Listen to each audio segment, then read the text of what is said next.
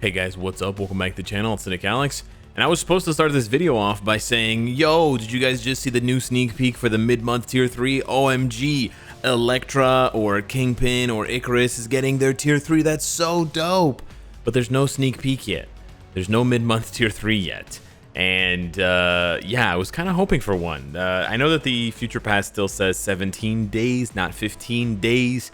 But man, it feels a bit dry already. The content's fun, the update's really fun, the characters are really dope, but I just want more, man. It's just so much fun. I just want more of it, and I'm not satisfied with, you know, upgrading these 4 new characters. I want to upgrade 8. So yeah, I'm just sort of chomping at the bit, waiting for more. So yeah, with that being said, obviously I can't talk about a mid-month tier 3 because there is no mid-month tier 3, and we're creeping precariously close to the start of April. And for those of you that don't know, April is a person's name sometimes. No, April is the 4th month of the year. April showers bring May flowers. Okay, I'll give you the real answer now. April is the anniversary month for Marvel Future Fight, and I say month because they usually do like a whole month's worth of lock-in events. So we should start to see the rumblings of that in the next like week or less. So that's pretty cool. We'll find out eventually, you know, whenever they want to start advertising it, whether it's at the beginning of April, at the middle of April, or at the end of April, whether we're going to get some big final reward. Last year, the big final reward right on the 30th of April, I believe, was a tier 3 selector, and that caused a whole bunch of you know, uproar and hype in the community. There was some misleading advertising, but otherwise it was a really good event, and everyone got a free 800 CCF tier 3. It was pretty cool. So yeah, hopefully we'll get something like that this year. Obviously I can't guarantee anything, I'm just speculating, but yeah, can't talk about these guys, can't talk about the anniversary. It's just like all these things that are really, really close and you can see them, but you're just not there yet. You're just not there yet. So I decided we'll talk about Pierce on my cards for now, because I'm going to be moving to 6% Pierce soon. Maybe in the next couple days. I just have to get off my butt and do the rest of my testing. But I did a ton of testing on Saturday, and I wanted to sort of give you guys the summary. I realized that the YouTube community is not as excited as I thought they would be to see those small incrementals, kind of redundant. But anyways, those incremental videos, you know, hey, like all of these characters at 2% Pierce, all of the characters again at 4% Pierce. I get it. It gets a bit redundant. It gets a bit repetitive. It makes sense. So if you guys go and check out the guide, I updated it with 4% Pierce times for a bunch of characters. I've almost completely filled out the list of characters that I've tested. There's a couple that unfortunately I can't test now because, like Dormammu, for example, I swapped him over from a Judgment to a Regen. That's kind of my fault, but I don't think Dormammu is going to make, you know, massive waves with Pierce because he doesn't have chain hit damage. But what we can see, and I give you guys a summary on 2% Pierce versus 4% Pierce, and I try to answer the question of, you know, how badly do you want to go from 2% Pierce to 4% Pierce? Should you continue to prioritize your cards from 2% to 4% Pierce? And then of course I'll try to find out later the answer, you know, to 6%, 8%, etc. Because we know now that the first 2% Pierce is huge. I don't mean to brag, but it's huge. It's a huge jump to go from 0 Pierce to 2% Pierce. For some of these characters, like Odin went from 10 seconds to a minute 30. He gained 90 seconds of time. But for whatever reason, he's not gaining that much from the next 2% Pierce. Likewise, Beta Ray Bill gained an insane 2 minutes and 20 seconds, which is bonkers. Yeah, he gained like an insane amount of time, and I remember that with 0 Pierce, it was so difficult to kill Null because having to fight for the full 5 minutes with Beta Ray Bill was basically almost killing him every single time. He only has the 1 heal. So I almost had to use Venom as a striker, which was super annoying for a character that has a heal and damage reduction. But then with 2% Pierce, he absolutely cannonballs Null into space. Like, he just obliterates Null. But then with 4% Pierce, I didn't see that much of an increase, and I tried several times. And that's not to say that 3 minutes and 9 seconds left is a bad time, right? Beta Ray Bill doing stage 5 in 2 minutes is not... I'm not saying he's bad.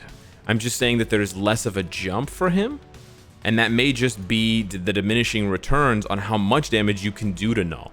right? Because he has all these cutscenes, he slows you down, there's positioning to take into consideration, and I just found there were times where I wanted to use my awakening skill and it wasn't available, or I had my awakening skill, but I thought, I'm doing so much damage, I can hold my awakening skill and just do the regular 5-3-4 combo, and then that would waste more time, right, than I necessarily wanted. So it just seems like he's in a weird situation where he's doing basically too much damage, or you push him to, you push him way past the dragon phase, and you don't have your awakening skill for the final phase of the fight, where the Thor thing happens. So yeah, it's definitely an upgrade for a lot of characters. Professor X gained a minute. A lot of characters gained between 30 seconds and a minute. Mr. Fantastic gained 50 seconds, despite not having, I don't believe he has any chain hit damage. Black Bolt gained about 30 seconds. Here, Star-Lord gained about 40 seconds, right? So you can see there's a pretty decent, Quicksilver gained over a minute, which was wild to see that much of a jump. But yeah, so basically what I'm trying to say is I do think that 4% Pierce is worth prioritizing. I think you should still continue to prioritize Pierce, not only because it seems to have, you obviously get more power, right?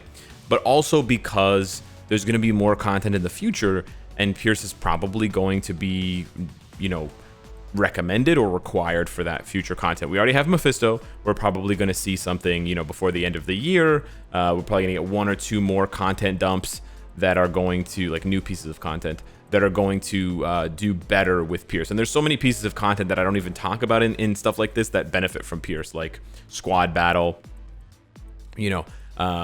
story mode, fragment farming, DRX, stuff like that, right? There's tons of content that benefits from Pierce. But I will say this: if your intention is to push to higher stages, then you're not going to be that impressed. I'm not telling you not to go for 4% Pierce. I just want to sort of temper your expectations.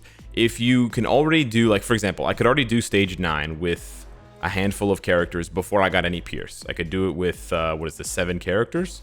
Yeah, 7 characters I could do stage 9, and 1 character I could do stage 10. So 6 and 1. But I found that it doesn't actually allow me to push very much higher than stage 9, but that's more because of the restrictions than anything else. So I just want to shed a little bit of light on this so that, some of you out there, you're like, man, Alex got the data, looking like I want to get that 4% Pierce. You go and you spend all your mythic cards, your crafting, whatever. You get that 2% Pierce, and then you jump in and you're like, well, it kind of just feels like I'm doing the same thing I was doing before, but just faster. And that's how I think it's going to feel for some of you, because once you hit stage 10, you have this bizarre requirement that takes away all of your supports. It takes away Mystique, it takes away Valkyrie, it takes away Medusa, it takes away Moonstone. It takes away all the big bangers.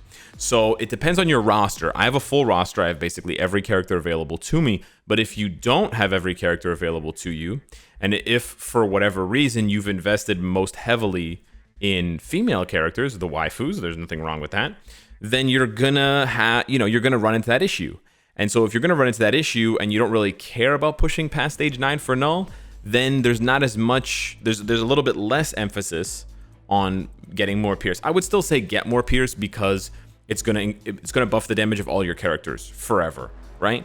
Again, 99% in favor of you investing your resources into cards because it's always going to yield, right? In MFF, in the history of MFF, there's always been the largest jump to be made for any account by investing in their cards, right? I cannot tell you the number of messages I've seen and the number of DMs I've gotten from people saying like, I just got this card, or like I pulled this card from a booty box, or what, I re-rolled this card and it just made my life so much easier. The game is just so much more open to me now. I can have fun with weaker characters. I can goof around. I'm not dying on the stage anymore. Instead of barely clearing the stage, I'm crushing the stage. And that feeling of progression is real, and it is fun, and it is measurable. So yeah, all I would say, the only sort of caveat, the only sort of asterisk I would say is that it really hasn't helped me push much for null. Because for whatever reason, I only use null against null. This team right here, this 5th team, And they're not really, like, I'm not seeing a huge jump in his damage. It also has to do with the fact that Null is kind of annoying to play against Null, and I've also been kind of lazy to try other teams. That's my fault, but that's the only, if I had to find a negative, basically that's the only one. I also can't really judge it for Mephisto, but the 4% Pierce at least has allowed me to push at least as high as stage 13, but I imagine you're going to need 6% Pierce or more to break through the first requirement onto the next requirement. The next requirement would be from 15 to 20. So, you know, for those of you that are looking forward to using your Moonstone or whatever, you have to get to stage 15 before you can, I think it's 15. Yeah, at 15, it changes to human. So then you can start using, you can't use Mystique, Medusa, or Valkyrie, but now you can use Moonstone. Now you can use more leaderships and things like that, or you could use like Crescent plus Moon Knight, something like that. You can start mixing male and female, so it becomes a little bit less restrictive, a little bit less punishing. So yeah, that's what I wanted to say about Pierce, and that's what I wanted to sort of give you a summary as a whole of just my thoughts on going from 2% Pierce to 4% Pierce. It definitely hasn't been as sexy as it was going from 0% Pierce to 2% Pierce.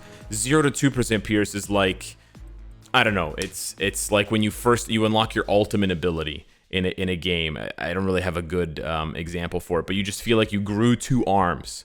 That's what it feels like. Yeah, it feels like you turned into Goro from Mortal Kombat. Yeah, Mortal Kombat. You just like grow arms, and you just like double the punching power.